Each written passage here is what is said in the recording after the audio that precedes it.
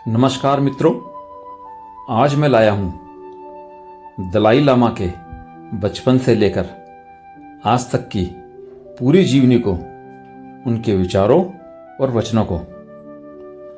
दलाई लामा करुणा के अवतार हैं। हिमालय की गोद में कहीं एक गांव था जहां न समय भागता था, न महत्वाकांक्षा का कोई शोर था। केवल मौन था, शांति थी और दूर दूर तक फैला हुआ बर्फ का उजास। उस श्वेत उजियारे के बीच एक दिन एक बालक ने जन्म लिया और किसी ने भी अनुमान नहीं किया था कि वह बालक तिब्बत की आत्मा का नया आवरण बनेगा। वर्ष था 1935। गांव था तकसेर और परिवार एक सामान्य कृषक का था। बालक का नाम रखा गया लामो थोंडुक। लेकिन नियति ने पहले से ही उसके लिए एक और नाम तय कर रखा था, तेंजिन ग्यात्सो। वही जिसे आने वाले वर्षों में पूरी दुनिया 14वें दलाई लामा के नाम से जानने वाली थी। तिब्बती परंपरा में यह मान्यता है कि दलाई लामा कोई व्यक्ति नहीं होता, बल्कि एक जीवित अवतार होता है, करुणा के देवता, अवलोकितेश्वर का, जिसे बौद्ध परंपरा में चेनरेजिंग कहा जाता है।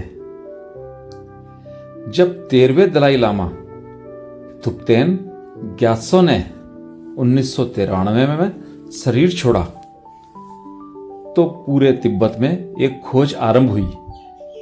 यह कोई साधारण खोज नहीं थी। यह एक आत्मा को पुनः शरीर में खोजने की कोशिश थी।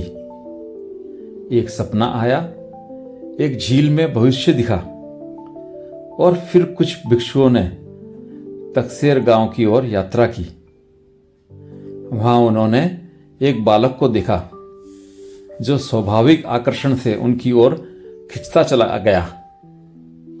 उसने अपने पूर्व जीवन की वस्तुएं पहचान ली और इतने सहज भाव से जैसे वह अपने किसी पुराने मित्र से मिला हो।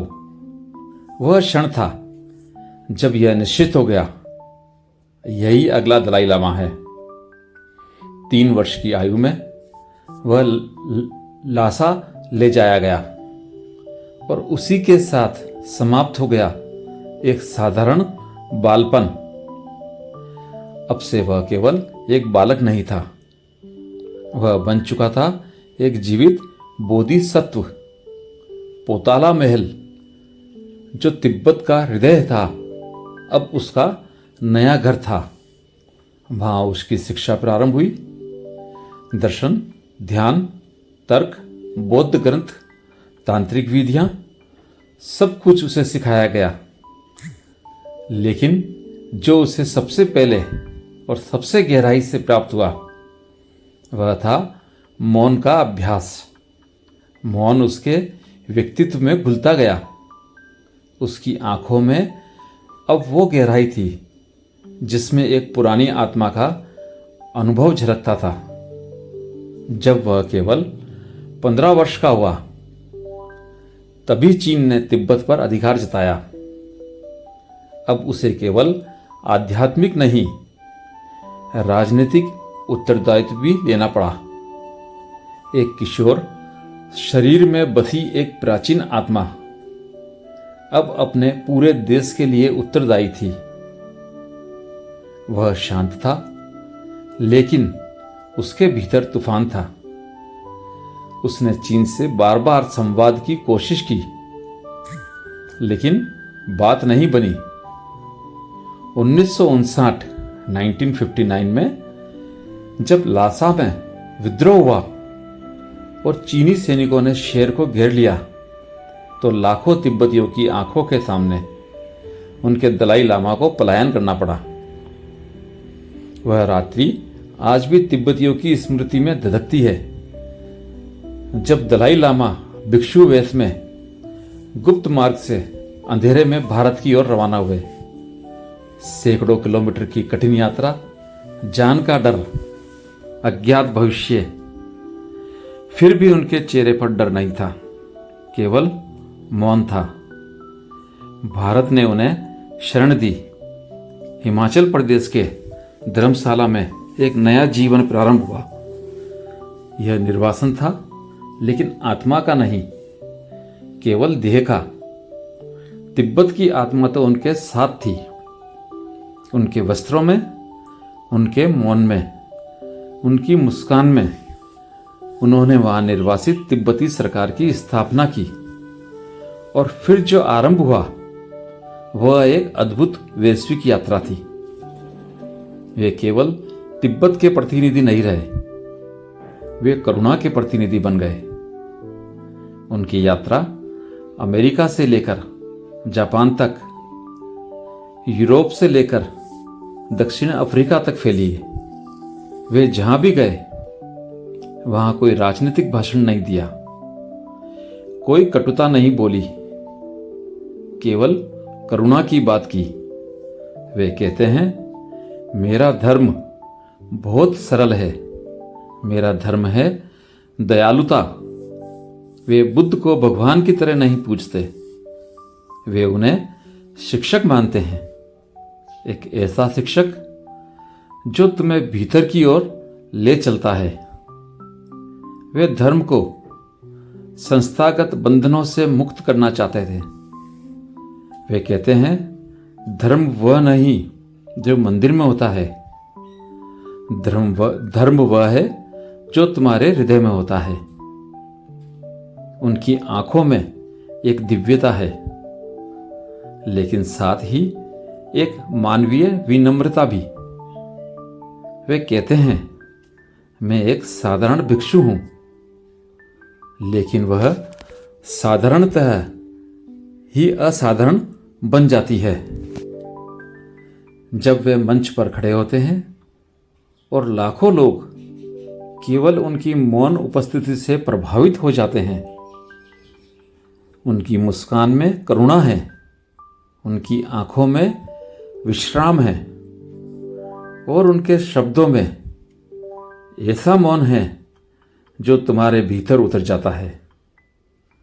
दलाई लामा का जीवन एक अपराजेय यात्रा है, एक बालक से लेकर निर्वासित आध्यात्मिक नेता तक, लेकिन उससे भी कहीं गहरा है उनका आंतरिक अभ्यास। वे कहते हैं, दूसरों को क्षमा करना तुम्हारे लिए शांति लाता है। वे सिखाते हैं कि तुम अपने दुख को साधना में बदल सकते हो। उनका सबसे प्रसिद्ध वाक्य है, be kind whenever possible, it is always possible. वे वैज्ञानिकों के साथ बैठते हैं, भौतिक जगत के प्रश्नों में भी रुचि रखते हैं। वे ध्यान को केवल धार्मिक नहीं, एक वैज्ञानिक अभ्यास मानते हैं। उनके लिए ध्यान केवल एकांत में बैठना नहीं, जीवन के हर क्षण में जागना है। वे कहते हैं, ध्यान का अर्थ यह नहीं कि तुम संसार से भागो, ध्यान का अर्थ है कि तुम संसार को नए नेत्रों से देखो। उनका जीवन हमें सिखाता है कि पीड़ा का सामना भी करुणा के साथ किया जा सकता है, कि विरोध भी प्रेम से किया जा सकता है, कि संघर्ष भी मौन में जीता जा सकता है। वे चीन के खिलाफ कभी कटु नहीं हुए, उन्होंने कभी बदले की भावना नहीं रखी। वे कहते हैं, मुझे दुख हुआ, लेकिन मैं घृणा नहीं करता। यही बुद्ध का मार्ग है, यही बोधिसत्व की करुणा है। यहां तक कि वे मृत्यु के बाद अपने पुनर्जन्म के विषय में भी कहते हैं, शायद मैं अगली बार किसी महिला के रूप में जन्म लूं, या शायद अब यह परंपरा ही न रहे।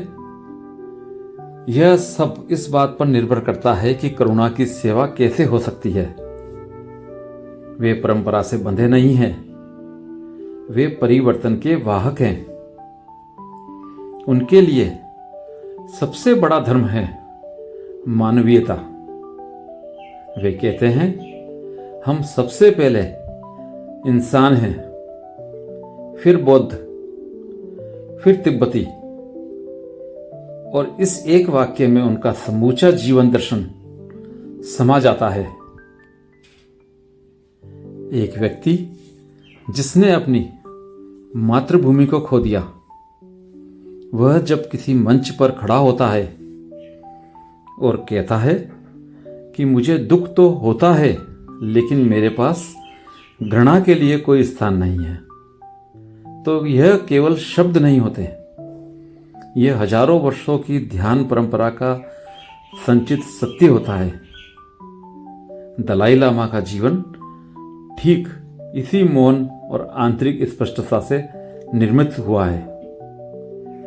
धर्मशाला में रहते हुए उन्होंने केवल निर्वासित तिब्बती सरकार का नेतृत्व नहीं किया, बल्कि उन्होंने समस्त मानवता को एक नया दृष्टिकोण दिया।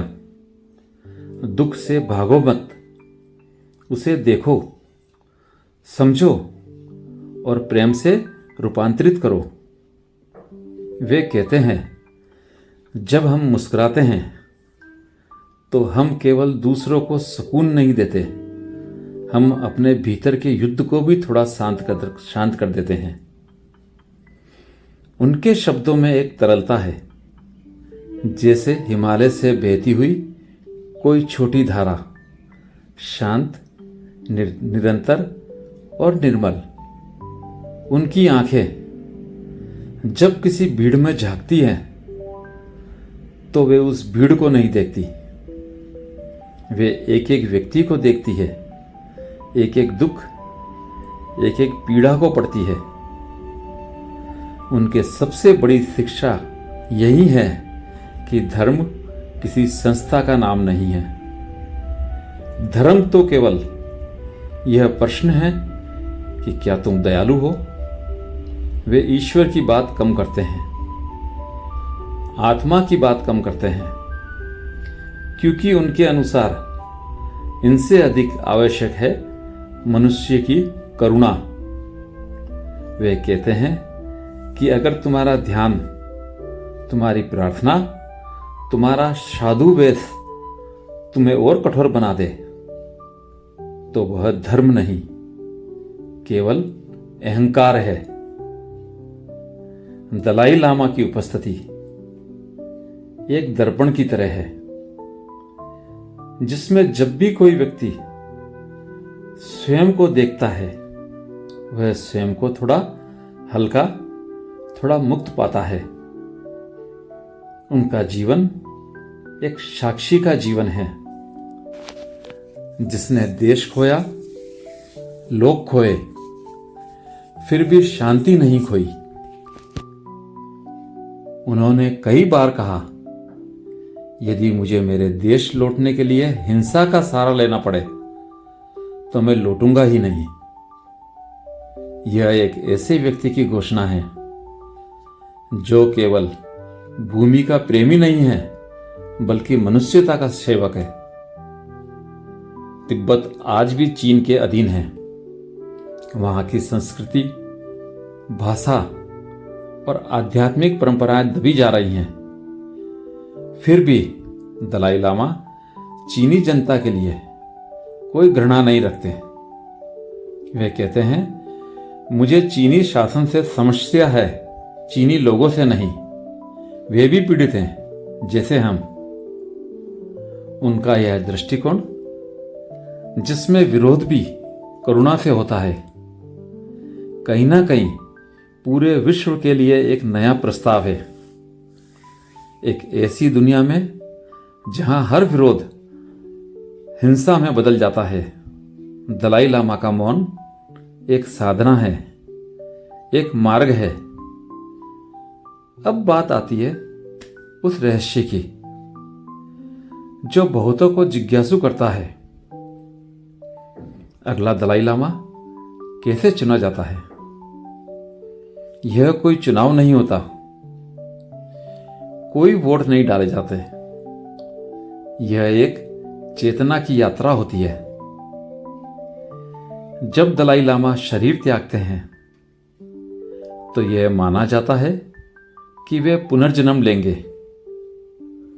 और उनका अगला अवतार किसी नवजात बालक के रूप में प्रकट होगा। अब उस नवजात को खोजना एक साधना की तरह होता है।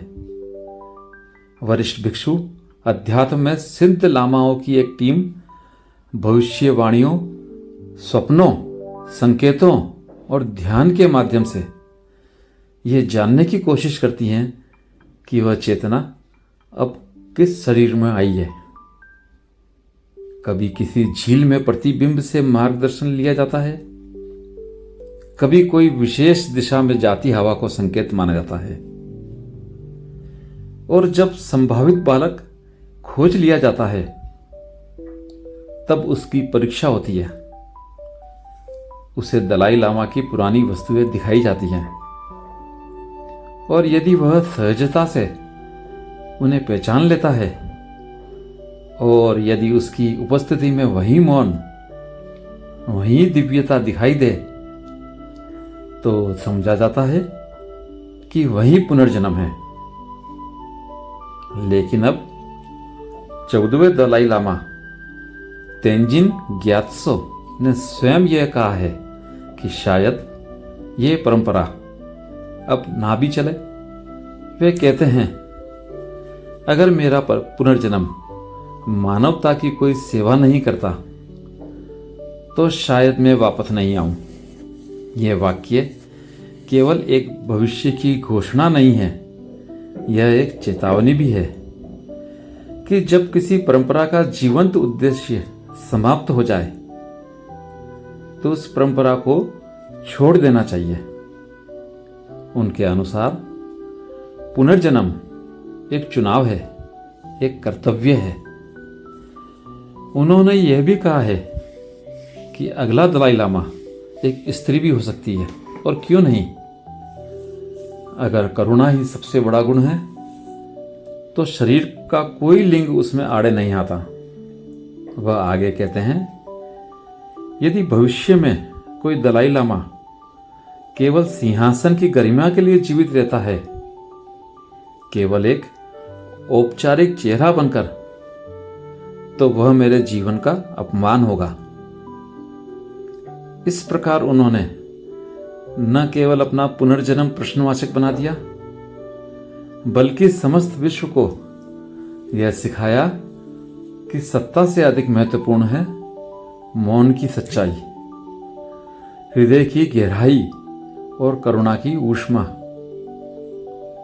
वे वृद्ध हो चुके हैं शरीर से, लेकिन उनके भीतर एक बालक अब भी जीवित है, जो कभी तकसेर गांव में मिट्टी में खेलता था। आज वह बालक हजारों भाषाओं में मुस्कुराता है, ध्यान करता है, लोगों को छूता है, और जब वे किसी सभागार में बैठकर बस इतना कहते हैं, be kind, it is always possible, तो लगता है कि जैसे बुद्ध फिर से बोल रहे हैं। कोई गूढ़ ग्रंथ नहीं, कोई भारी प्रवचन नहीं, बस एक सीधी सी बात, और उसी में सारी साधना समा जाती हैं। उनके जीवन का सार यह नहीं कि वे दलाई लामा हैं, बल्कि यह है कि उन्होंने एक पद को जीकर नहीं, छोड़कर महान बना दिया। उन्होंने देश की आजादी से ज्यादा आत्मा की आजादी को प्राथमिकता दी। उन्होंने मंदिरों से ज्यादा हृदय को मंदिर माना। उन्होंने बुद्ध की मूर्ति से ज्यादा बुद्ध की दृष्टि को अपनाया। उनका जीवन एक ध्यान है जो आज भी खुली आंखों से जागता है। उनकी मौनता एक संगीत है जो आज भी करुणा की धुन बजाता है। उनका प्रत्येक शब्द एक श्वास है जो केवल प्रेम में घुलती है। और जब वे आंखें बंद करते हैं तो ऐसा लगता है जैसे संपूर्ण हिमालय थोड़ी देर के लिए रुक गया हो, जैसे समय ने मौन होकर सिर झुका लिया हो, क्योंकि वह सिर केवल किसी व्यक्ति के सामने नहीं, करुणा के उस जीवित रूप के सामने झुकता है जिसे हम दलाई लामा कहते हैं। धन्यवाद।